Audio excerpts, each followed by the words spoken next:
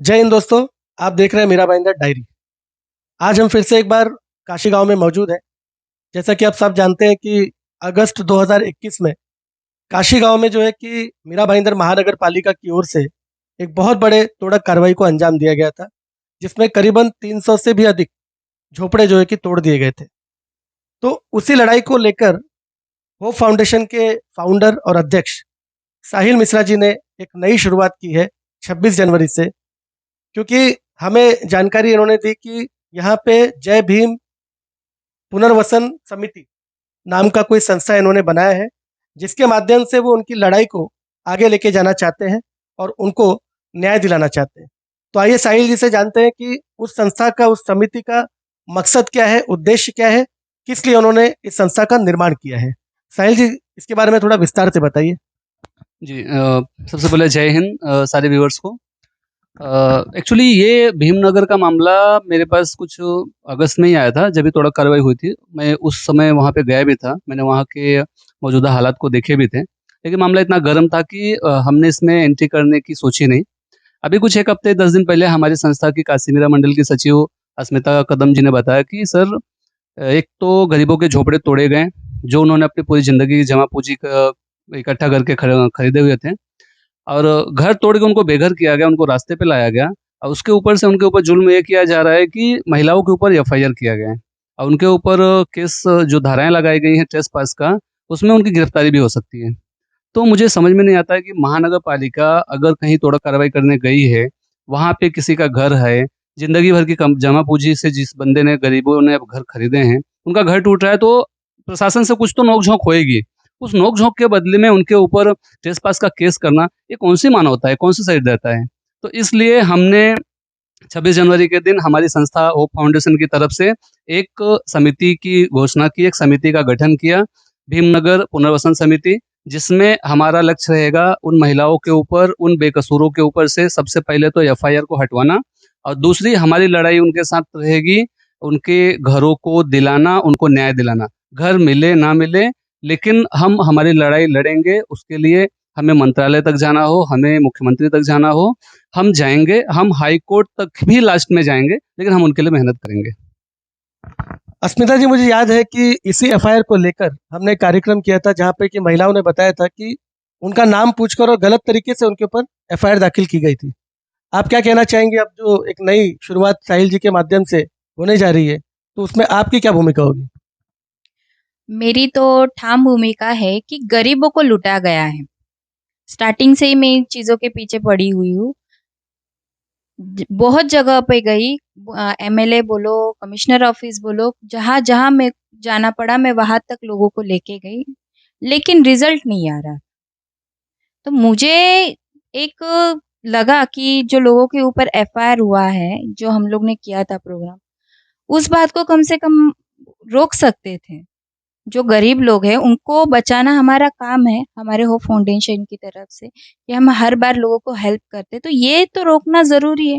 जो भूमाफिया उनके ऊपर एफआईआर हो गया उसका हमें कोई प्रॉब्लम नहीं, बट जो गरीब लोग हैं, जो इनोसेंट लोग हैं, जो महिला है, आज अगर एफआईआर के तहत उन लोगों को गिरफ्तारी हो गई, उनके बच्चे हैं छोटे-छोटे, घर गया, माँ गई, बाप गया, तो आगे उन बच्चों का भविष्य क्या होगा? इसके बारे में सोचा है?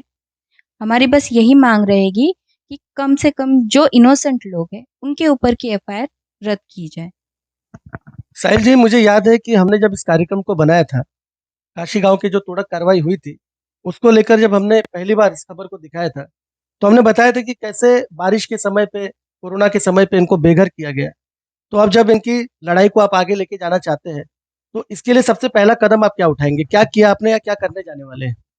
सबसे पहले तो मैं इस निर्माण प्रक्रिया, या फिर जो हाउसिंग डेवलपमेंट कॉर्पोरेशन है, इन सबको हम एक सिस्टम से लेके आगे जाऊँगा। हमारी शुरुआत हमने कल से कर दी है।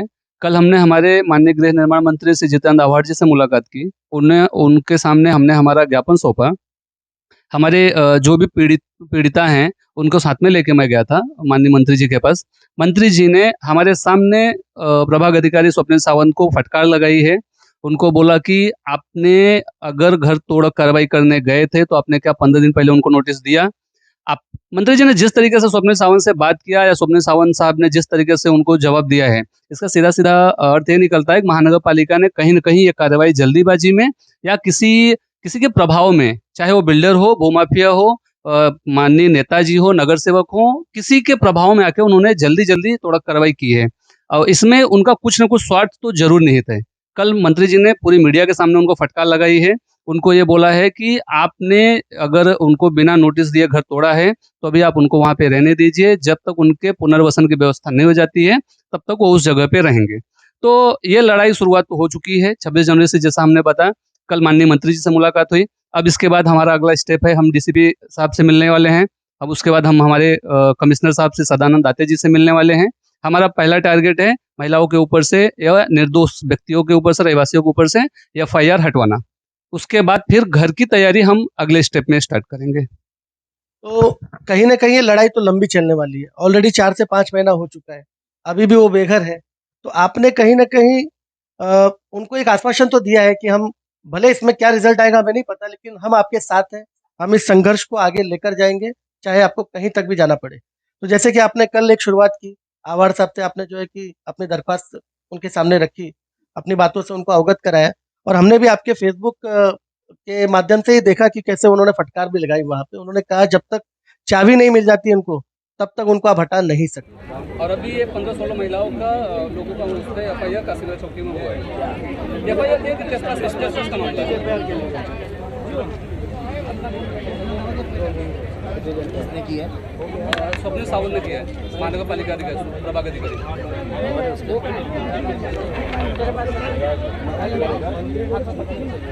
त्याच्या आधी तुम्ही का तोडलं त्यांना?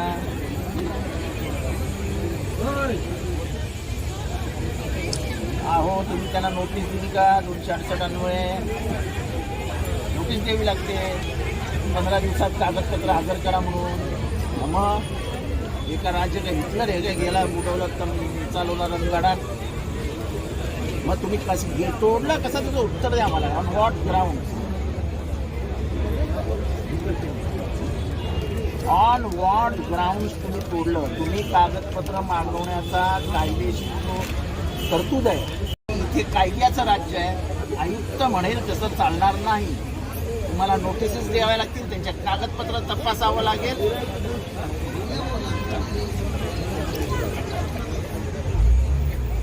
किंवा हरकत नाही, तुम्ही घरं देताय ना, फार चांगलं करताय, फार चांगलं. ऐका ऐका ऐका, तोपर्यंत ते तिथेच राहतील ज्या दिवशी तुम्ही ते घराचे चाव्या द्याल. मी तुम्हाला ते जाऊ द्या, ते कधी तोडलं बिडलं ते जाऊ द्या, ते मला नका, हिस्ट्री नका सांगू, पुढे बोल.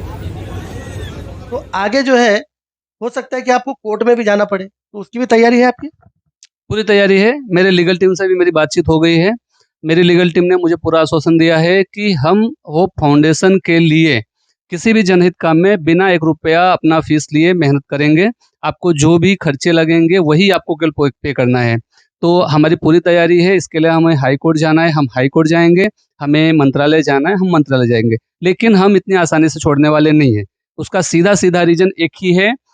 मैं बोलना चाहूँगा, अगर गरीबों के घर तोड़े गए, तो जब 20 साल 25 साल पहले झोपड़े बने थे, उस टाइम के प्रभाग अधिकारी, उस टाइम के आयुक्त, उस समय के महापौर, उस समय के नगर सेवक कहाँ पे थे? अगर वो ज़मीन इलीगल थी, अगर वो ज़मीन महानगर पालिका की थी, तो महानगर पालिका ने अपने ज़मीनों की संरक्षण के लिए उसमें दीवार क्यों नहीं बनाई? उसने अपने बोर्ड क्यों नहीं लगवाए? अगर महानगर पालिका की ज़मीन थी, मेरी ज़मीन पे कोई दूसरा कब्जा करने आएगा तो मैं तो दूसरे दिन पहुँच जाऊँगा उसके ऊपर एफआईआर करने। महानगर पालिका 25 साल तक सो रही थी क्या? महानगर पालिका ने 25 साल तक कोई कार्रवाई क्यों नहीं की? आज जब वहाँ पे घर बन गए, घर बस गए, लोगों पब्लिक को यही पता था कि पक्के यहाँ की ज़मीन टाइटल क्लियर है, यहाँ पे कोई इशू नहीं है, इसलिए 8-8 लाख, 10-10, 15-15 लाख में झोपड़े खरीद रही थी पब्लिक। अब वो पब्लिक कहाँ जाएगी जिसने अपनी पूरी कमाई लगा दी? मेरे पास ऐसे-ऐसे विक्टिम्स हैं जिनके बच्चियों की शादी होने वाली है। उसमें से एक विक्टिम मेरे को बोलती है कि सर, मैंने मेरी पूरी ज़िंदगी की कमाई लगा दी है घर में कि जब मेरी बेटी की शादी होने लगेगी तो ये घर बेच के मैं उसकी शादी करूँगी। अब वो कहाँ जाएगी? ना उसके पास रहने के लिए जगह, ना उसके पास पैसे हैं। तो सर, हुआ तो बहुत गलत है। और इस शहर में जहाँ की महापौर महिला हैं, इस शहर में जहाँ की विधायिका एक महिला हैं, इस शहर में ही इस तरह का अत्याचार महिलाओं के साथ हो रहा है, लेकिन कोई सुनने वाला नहीं, कोई बोलने वाला नहीं। लेकिन होप फाउंडेशन इससे पीछे हटेगा नहीं। होप फाउंडेशन अपनी महिला टीम के साथ, अपने सारे कार्यकर्ताओं के साथ, अपने सारे सहयोगियों के साथ, हमारे पत्रकार बंधुओं का हमें बहुत सपोर्ट मिल रहा है। कल के दिन में भी हमारे पत्रकार बंधुओं का हमें बहुत सपोर्ट मिला। हम इस लड़ाई को अंतिम दम तक लड़ेंगे। मैं मानता हूँ, मैंने किसी को भी झूठा आश्वासन नहीं दिया है कि आपको घर मिलेगा, लेकिन हम कोशिश पूरी करेंगे। मैंने सबको यही बोला है कि 99% चांस है घर आपको नहीं मिलेगा, 1% चांस है, 1% चांस के लिए हम लड़ेंगे। अगर आपको घर नहीं मिला तो जितने रिजर्व प्लॉट हैं महानगर पालिका के, सब पे तोड़क कार्रवाई होगी। एक भी रिजर्व प्लॉट को हम अवैध कब्जा नहीं रहने देंगे। अस्मिता जी, जैसे साहिल जी ने कहा कि इस लड़ाई को वो पूरे जो है कि जोरों शोरों से आगे तक लेकर जाएंगे। हम ये जानते हैं कि आप उन महिलाओं के साथ डे वन से जुड़ी रही हैं, उनके प्रॉब्लम्स के लिए हमेशा खड़ी रही हैं। तो इनकी इस लड़ाई से उनमें कहीं न कहीं फिर से ऊर्जा का निर्माण हुआ होगा। वापस से उनको एक कहीं न कहीं सांत्वना मिला रहेगा कि हमारी लड़ाई शायद आगे तक जाएगी और हमें न्याय मिलेगा। क्या कहना चाहेंगे इसके बारे में? जी, एक नया जोश तो आया है। मैं मतलब अब तक ये देख रही थी कि मतलब कुछ आधे लोग आ रहे थे, आधे लोग नहीं आ रहे थे। लेकिन कल से 99% लोग हमारे साथ खड़े हैं। क्योंकि उनको पता है कि हमारा कुछ होने वाला नहीं है, और जो हमारे लिए लड़ रहे हैं, अगर हम उनका सपोर्ट नहीं करेंगे, तो हम ऐसे ही मतलब कीड़े-मुंगों की जैसे हम लोग नहीं मरना चाहते। हमारे बच्चे हैं। ज़्यादा इम्पैक्ट तो तब होता है जब इंसान ठंड में, बारिश में ये लोग जब रह रहे थे, इनके बच्चों को चूहे काटने लगे, इनका खाना खाने लगे, तब इन लोग को ज़्यादा तकलीफ होने लगी। जो बंदे ने इनको घर बेचे हैं, वो बंदा अभी शायद तड़ीपार है, गायब हुआ है, 5-6 दिन से दिख नहीं रहा है। इसके लिए वो डर गए कि अभी तक तो वो डरा रहा था कि अभी तुम किसी को अगर पेपर दोगे तो तुम्हारा जो होगा वो तुम देख लेना, मैं पैसे तुम्हारे नहीं दूँगा, दूँगा तो महीना 2 8-10 महीने बाद या साल बाद दूँगा, और होगा जब तुम बाँध लो तुम्हारा जैसे भी। हर बार वो बाँधते थे, हर बार एमबीएमसी आके तोड़ के जाती थी। स्वप्निल सावंत जी से बस रिक्वेस्ट रहेगी कि अगर उनमें जो गलत है, तो गलत ही है, मैं उनको ये नहीं करूँगी। लेकिन जो इनोसेंट पर्सन है, उनको तो आपको छोड़ना चाहिए। साहिल जी, मैंने नोटिस किया कि जब इस विषय को हमने लिया, हमने जिनसे भी बात की, यहाँ के नगर सेवकों से भी मैंने संपर्क किया और उनसे भी मैंने बातचीत की, तो सब ये कहते हैं कि जो कुछ हुआ वो गलत हुआ, अन्याय हुआ। लेकिन उस अन्याय की लड़ाई लड़ते समय तो कोई नज़र नहीं आता। ऐसा क्यों? सर, राजनीति, सब राजनीति से प्रेरित है। सब अपना वोट बैंक खोना नहीं चाहते हैं। सबको ये है कि बैठे-बैठे मलाई मिल जाए। आज झोपड़े टूटे हैं, अगर वो उस झोपड़े के धारकों से, उनके लाभार्थियों के खिलाफ कुछ बोलेंगे, तो काशी गाँव में 70% झोपड़े हैं, 30% ज़मीन पे केवल बिल्डिंग बनी है। तो इनको पता है, अगर ये झोपड़पट्टी की तोड़क कार्रवाई को अगर मैंने सपोर्ट कर दिया, तो बाकी सारे मेरे विरोध में आ जाएँगे। अगस्त में इसी साल में इलेक्शन होने वाले हैं। कहीं न कहीं वो अपना वोट बैंक बचा रहे हैं, लेकिन उनको करना कुछ भी नहीं है। आपको ऐसा लगता है कि एक प्रभाग अधिकारी और महानगर पालिका की पूरी टीम आती है, गर्भवती महिलाओं को निकाल के घर से बाहर फेंकती है, उनके सामान को निकाल के घर से बाहर फेंकती है, और मीरा भाईंदर महानगर पालिका में बैठे हुए मेरे प्रभाग के 3-4 नगर सेवकों को, माननीय महापौर मैडम जो कि यहाँ की नगर सेविका भी हैं, उनको पता नहीं होगा? ऐसा हो नहीं सकता है। महापौर मैडम के घर से 100 मीटर की दूरी पे ये पूरी कार्रवाई होती है। अगर वो चाहती तो क्या रोक नहीं सकती? उस समय में दिवाली का समय था। दिवाली के त्योहार के पहले इस तरह की इतनी बड़ी तोड़क कार्रवाई को अंजाम देना, आप समझ सकते हैं कि इनकी मानसिकता क्या होगी। इसलिए मैं फिर से बोल रहा हूँ कि कहीं न कहीं इसमें स्वार्थ तो निहित है। मेरा मेरा 100% मानना है कि इसमें स्वार्थ निहित है, चाहे बिल्डर का हो, चाहे नगर सेवकों का हो, चाहे महानगर पालिका का हो, किसी न किसी का इसमें स्वार्थ है, और कहीं न कहीं ये टारगेटेड काम कराया गया है। तो यानी आपका मानना है कि ये जो पूरी कार्रवाई है प्रशासन की ओर से, ये किसी के दबाव के तहत हो रही है या किसी को फ़ायदा पहुँचाने के लिए किया जा रहा है ये कार्रवाई? तो आपने माननीय आयुक्त से इसके बारे में कभी कोई चर्चा की, उनसे जाके मिले आप, कोई उनको आपने ज्ञापन दिया? अभी तक कुछ नहीं। हमने शुरुआत अभी होप फाउंडेशन ने शुरुआत 26 जनवरी से ही की है। हमारे आगे के टारगेट पे यही सब है। हाँ, उन महिलाओं ने आयुक्त को भी ज्ञापन दिया हुआ है, प्रभाग अधिकारी से भी मुलाकात की है, और यहाँ के महापौर, नगर सेवक, सबसे इन्होंने मुलाकात की है। लेकिन इनको हर जगह से निराशा ही हाथ लगी है। अस्मिता जी, आप शायद मुझे लगता है कि आयुक्त के पास गई थी, उन महिलाओं को लेके, तो आयुक्त साहब ने कोई आश्वासन दिया या इसको लेकर कोई उन्होंने बात रखी क्या आपसे? कोई बात नहीं हुई। उन्होंने बस लेटर देखा, पढ़ा, सिग्नेचर किए, रिसीविंग दिए, बात खत्म। मतलब कोई उसके आगे डेवलपमेंट नहीं, किसी लेटर का जवाब अगर आपको आया? कुछ नहीं, कुछ नहीं। हमने कल जो अवार्ड जी को जो लेटर के लिए दिए थे, उसमें वो सारे जो हमने जिनको-जिनको दिया, वो सब उसमें अटैच करे हुए हैं।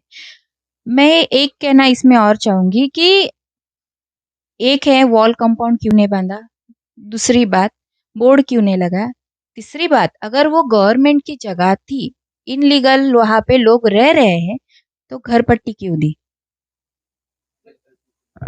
ये बात बिल्कुल जायज़ है कि अगर वो इल्लीगल जगह है तो वहाँ पे पानी का कनेक्शन, घर पट्टी टैक्स, ये सारी चीज़ें कैसे होती है?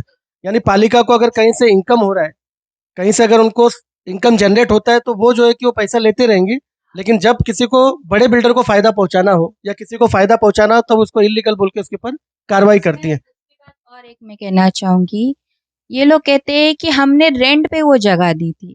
रेंट पे आपने ये बोल के दिया था कि ये गवर्नमेंट की जगह है, आप अभी रेंट पे है, इसके लिए हम आपको घर पट्टी दे रहे हैं।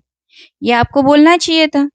इसके ऊपर तो टेनेंट एक्ट चालू हो जाएगा। साहिल जी, आपको नहीं लगता कि ऐसे और भी बहुत सारे जय भीमनगर अपने मीरा भाईंदर के अंदर होंगे? तो आगे मुझे लगता है कि आज अगर वो चुप बैठेंगे लोग, तो हो सकता है कि कल उनका भी नंबर हो। तो आप इस कार्यक्रम के माध्यम से उनसे कोई आह्वान करना चाहते हैं कि जो लोग ऐसे हैं, जिनको लगता है कि भाई ये कार्रवाई गलत है, वो आगे आए, सामने आए और आपकी इस लड़ाई को कहीं न कहीं एक ताकत दें। क्या आह्वान करना चाहते हैं आप? मैं मीरा भाईंदर के नागरिकों से एक ही आह्वान करना चाहूँगा कि गलत के खिलाफ आवाज़ उठाइए। क्योंकि ज़रूरी नहीं है कि आज मेरा घर टूटा है, मेरा घर जलाया गया है तो कल आपका घर बचेगा। अगर मेरा घर जला है तो आपका भी घर भी जलेगा, मेरा घर टूटा है तो आपका घर भी टूटेगा। और रही बात लीगल और इलीगल की, तो उसकी परिभाषा क्या है, सबसे पहले महानगर पालिका हमको समझाए। अगर इलीगल है, अगर कोई ज़मीन पे झोपड़ा बनाना इलीगल है, तो हमारे नगर सेवक, हमारे प्रभाग की महापौर, जिन्होंने 2-2 ढाई-ढाई करोड़ की निधि निकाल के झोपड़पट्टी इलाकों के लिए सीसी रोड बनवाए हैं, ये पैसे क्यों खर्चे हो रहे हैं? पूरे हमारे काशी गाँव में जितनी झोपड़पट्टियाँ हैं, सब में सीसी रोड का निर्माण किया जा रहा है। 2-2 करोड़, 3-3 करोड़, 50-50 लाख के फंड उसमें खर्चे किए जा रहे हैं। क्यों खर्चे किए जा रहे हैं? अगर वो सारी झोपड़पट्टी इलीगल है, तो उनके ऊपर महानगर पालिका खर्चा क्यों कर रही है? जबकि दुनिया जानती है कि महानगर पालिका ऑलरेडी हज़ारों करोड़ के कर्जे में दबी हुई है। तो फिर इलीगल लोगों के लिए रोड क्यों बना रही है? इलीगल रोडों के लिए पानी का कनेक्शन क्यों दे रही है? साफ करे सबको, सबको तोड़ दे, या तो सबको तोड़ दे, सबको साफ करे, या तो फिर इंसानियत के नाते सबको रहने दे। इनको भी रहने दे, उनको भी रहने दे। कहीं न कहीं से अगर महानगर पालिका चाहे, कुछ कमाई का ज़रिया ढूँढ सकती है। महानगर पालिका की जगह जो खाली पड़ी हैं, उनको लोगों को लीज़ पे देना शुरू करे, रेंट पे देना शुरू करे, वहाँ पे लोग रहना शुरू करें। क्योंकि रोटी, कपड़ा और मकान तो एक बुनियादी सुविधा है, जो कि लोकतंत्र के हिसाब से हर नागरिक को मिलना ही चाहिए, उनका अधिकार है। तो मेरा मानना ये है कि पूरे पूरी जो मीरा भाईंदर महानगर पालिका की जनता है, तो गलत के खिलाफ विरोध करे, गलत के खिलाफ हमारी लड़ाई में शामिल हो, हम उनके लड़ाई में शामिल हो। क्योंकि अगर आज आप मेरे साथ खड़े नहीं होते, आज आप भीमनगर के लोगों के साथ खड़े नहीं हो रहे हो, तो कल शायद इन लोगों का भी मन टूटेगा, ये हार जाएँगे, आपके साथ होगा तो ये आपके साथ नहीं खड़े रहेंगे। बिल्कुल सही, बहुत ही सही बात इन्होंने कहा कि अगर अन्याय होते हम देखते रहेंगे, तो हो सकता है कि वो जो जिनके ऊपर अन्याय हो रहा है, वो तो हार मान लेंगे, हार जाएँगे। लेकिन कल को जब आपके ऊपर इस तरह की स्थिति आएगी, तो कोई आपके साथ भी नहीं खड़ा होगा। तो हमारा भी यही कहना है कि जहाँ पर भी प्रशासन की ओर से गलतियाँ हुई हैं, खामियाँ हुई हैं, उनके खिलाफ आवाज़ उठाना बिल्कुल भी गलत नहीं है। क्योंकि जगह इल्लीगल हो सकती है, लेकिन जो कार्रवाई करने का तरीका था, वो भी जायज़ नहीं था। बारिश के समय में, कोरोना के समय में, बिना कोई नोटिस, बिना कोई इंटीमेशन, 1 घंटे के अंदर हमें तो ये तक बताया गया कि सामान तक निकालने का मौका नहीं दिया गया हमें। हमारे सामानों को भी जो है कि बर्बाद कर दिया गया। तो इन गरीबों के साथ जो ये अत्याचार हुआ है, ये कहीं भी मान्य नहीं है, एक्सेप्टेबल नहीं है। हम आपको शुभकामनाएँ देते हैं कि आप इस संघर्ष को लेकर आगे चलिए। जहाँ कहीं भी हमारी आवश्यकता होगी, आप आवाज़ दीजिएगा, हम बिल्कुल खड़े रहेंगे। इस लड़ाई को हमने डे 1 से मीरा भाईंदर डायरी के माध्यम से दिखाई है। हमने एक-एक न्यूज़ को वहाँ पे कवर किया है और इसीलिए हम आपके पास आए। कल जब हमने आपका वीडियो देखा, आभार साहब का जो फ़ोन कॉल था, कपिल सावंत को जिस तरह से उन्होंने उनको फटकारा, यानी इस हमारे महाराष्ट्र राज्य के गृह निर्माण मंत्री, वो खुद कहते हैं कि ये जो कार्रवाई है गलत है। आपने बिना नोटिस दिए कैसे उनको जो है कि घरों से निकाला, कैसे उनके घरों को तोड़ा आपने। और यहाँ तक भी उन्होंने कहा कि जब तक उनको चाबी नहीं मिलती तब तक आप उनके ऊपर कोई कार्रवाई नहीं करेंगे। तो अगर भविष्य में फिर से महानगर पालिका के लोग आके उनको हटाने का काम करेंगे, तो ऐसे में फिर आपकी क्या स्ट्रैटेजी होगी, क्या प्लानिंग होगी आगे की? कानून के किसी भी काम में हम विरोध नहीं करेंगे, क्योंकि कानून अपना काम करती है। आज अगर घर तोड़ने के लिए, तोड़ा कार्रवाई करने के लिए कुछ लोग आए हुए हैं, तो उनको ऑर्डर दिया गया है। ऑर्डर किसने दिया है देखना वो ज़रूरी है। ऊपर उनका बाप कौन बैठा हुआ है। हम कानून के हद में रह के काम करेंगे, जो भी हमें करना है। हम एक लीगल प्रोसेस से जाएंगे, महानगर पालिका अपना काम करे, हम अपना काम करेंगे। लेकिन कहीं न कहीं मैं महानगर पालिका और वहाँ बैठे लोगों को याद दिलाना चाहूँगा कि ह्यूमैनिटी और मानवता भी कुछ होती है। और अगर आम इंसान सड़क पर उतर जाए तो लोकसभा और राज्यसभा में पास हुआ किसान बिल वापस हो सकता है, तो ये कोई बहुत बड़ी चीज़ नहीं है।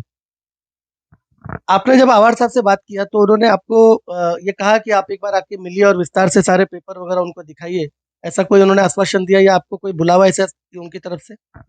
नहीं, आवार साहब की तरफ से ऐसा कुछ नहीं हुआ है, लेकिन अंकुश मालूसरी जी ने बोला कि इस मामले में हम बैठ के विस्तार से चर्चा करते हैं और क्या इसके लिए उपाय निकाला जा सके, इसको सॉल्व किया जा सके, उसके लिए हम आपका सपोर्ट करेंगे। तो ये थे साहिल मिश्रा जी और अस्मिता जी, जो कि इस संघर्ष को आगे लेकर जा रहे हैं। हम तो केवल इनको शुभकामनाएं दे सकते हैं, साथ ही जहाँ बोलेंगे, हमारी जहाँ पे आवश्यकता होगी, हम इनके आवाज़ को आवाज़ मिलाने ज़रूर आ जाएंगे। दोस्तों, आप देख रहे थे मीरा भाईंदर डायरी। ऐसे ही किसी ज्वलंत विषय को लेकर आपसे फिर से रूबरू होंगे। तब तक के लिए स्वस्थ रहें, सुरक्षित रहें। जय हिंद, जय महाराष्ट्र।